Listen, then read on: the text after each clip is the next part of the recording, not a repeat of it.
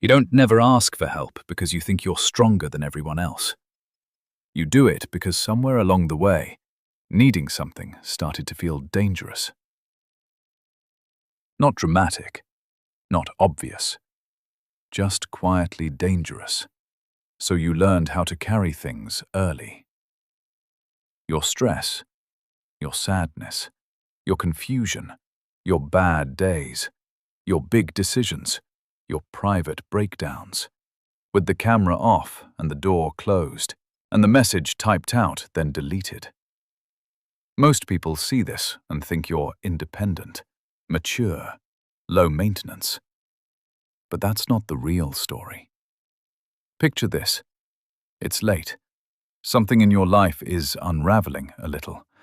Maybe work is too much.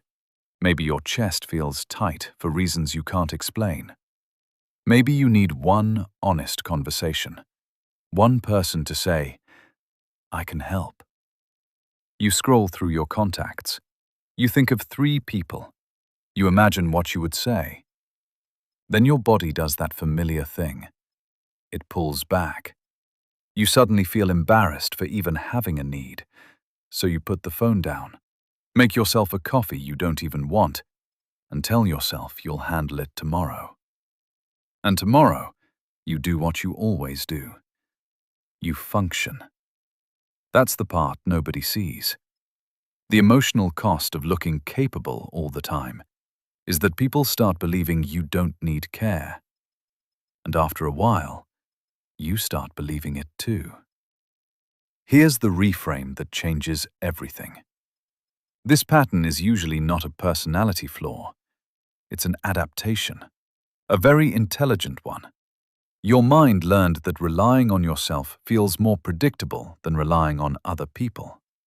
So now, your system treats self-sufficiency like safety. Psychologists sometimes call parts of this hyper-independence. But in plain language, it means your nervous system would rather overwork than feel exposed. You're not bad at needing people. You just learned that needing people comes with a price. The first layer of this is simple. Asking for help forces you to admit, out loud, that something is heavy. And for you, that confession can feel heavier than the actual problem. It's strange when you really look at it. You can survive difficult things. You can think clearly in chaos. You can be the calm one in emergencies. But the moment the pain becomes relational, the moment another person has to witness your uncertainty, your system starts acting like a smoke alarm set too sensitive. Because being seen in need is not neutral to you. For some people, help feels warm. For you, help can feel like a spotlight. It can feel like standing in a room with your inside life showing through your clothes. Research on emotional processing shows that people don't just react to pain itself. They react to what pain means. And if your brain learned that struggle equals burden, weakness, inconvenience, or loss of control, then asking for help won't feel relieving. It will feel exposing. You're not overly private. You're protective in places other people don't notice. But that's only part of it. The deeper layer is that you probably became useful before you became understood. Maybe you were the easy child, the mature friend, the one who didn't make things harder, the one who read the room fast and adjusted faster. You learned that love flowed more smoothly when you were composed, helpful, undemanding. So now, without realizing it, you keep performing a version of yourself that is easy to hold, capable, funny, insightful, fine, even when you're not fine. This is why asking for help can feel identity-threatening. Because if your whole self-image is built around being the stable one, then needing support doesn't just feel inconvenient. It feels like breaking character, like the floorboards under your identity suddenly creak. Most people misread this completely. They think you don't trust others because you judge them. Sometimes you don't trust them because you've spent years becoming someone who doesn't take up much emotional space. You're not arrogant. You're adapted to disappearing in elegant ways. And this is where it gets deeper. Sometimes you don't ask for help because you already ran the whole interaction in your head. You imagined explaining it badly. You imagined them misunderstanding. You imagined the awkward pause, the half-helpful advice, the subtle shift in how they see you. So you decide it's easier to carry the thing alone than manage the emotional admin of being known incorrectly. That matters more than people think. For someone like you, being unsupported is painful, but being misunderstood while vulnerable can feel unbearable. It's like handing someone a glass object from the center of your chest and watching them hold it like it's a coffee mug. Casual, uncareful, slightly distracted. So you keep it. You tell yourself it's not that serious. You minimize. You intellectualize. You wait until the feeling has cooled enough to become narratable. Then maybe you mention it days later, polished and edited, once it no longer needs anything from anyone. It looks like emotional control. Inside, it's often delayed permission to exist. And then there's another layer most people never consider. If you are the one who rarely asks for help, you've probably become highly skilled at reading other people's limits. You notice tone changes, response times, tiny hesitations. You can feel when someone's tired, distracted, overwhelmed, annoyed, or emotionally elsewhere. So before you ask for support, your brain opens too many tabs at once. Are they busy? Am I interrupting? Is this too much? Will this change the mood? Will I owe something afterward? Should I just deal with it myself? By the time you've finished this invisible calculation, the moment is gone. Research on social behavior suggests that some people become extremely good at anticipating others' needs, but much worse at believing their own needs deserve equal room. Not because they're weak, because their attention has been trained outward for too long. You're not too much. You're just so aware of other people's bandwidth that you keep shrinking your own signal. Here's where it gets deeper still.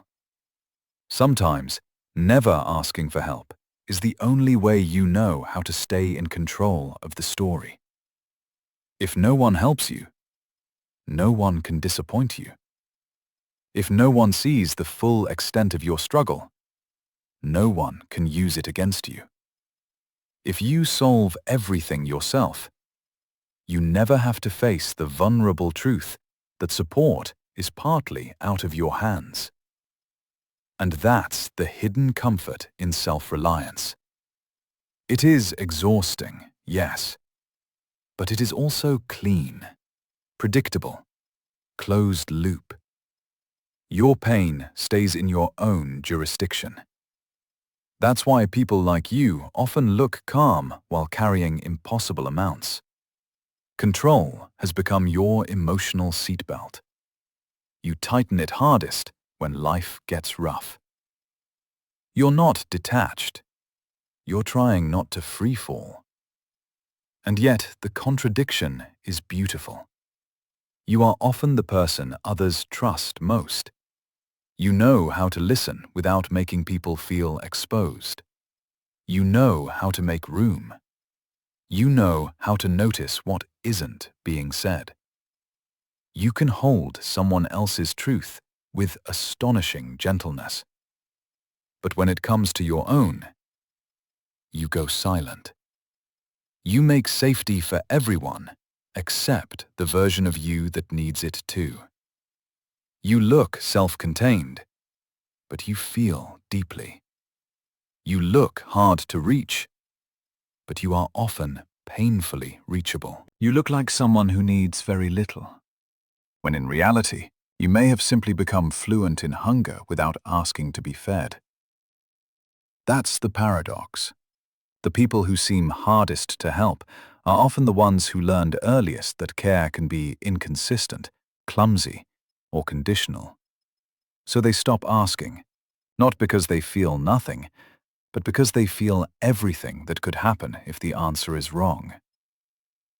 Still, there is a gentle caution here. A trait that once protected you can quietly turn into isolation, and isolation has a way of disguising itself as dignity. You tell yourself, "I've got it." You say, "It's fine." You wait until the situation becomes urgent, then resent that no one noticed sooner. You become so good at surviving privately that you accidentally build a life where people only meet the edited version of you. That isn't strength in its fullest form. It's strength with no witness. And the problem with never asking for help is not just burnout. It's that you keep confirming an old story without meaning to. The story that says your needs are safest when hidden.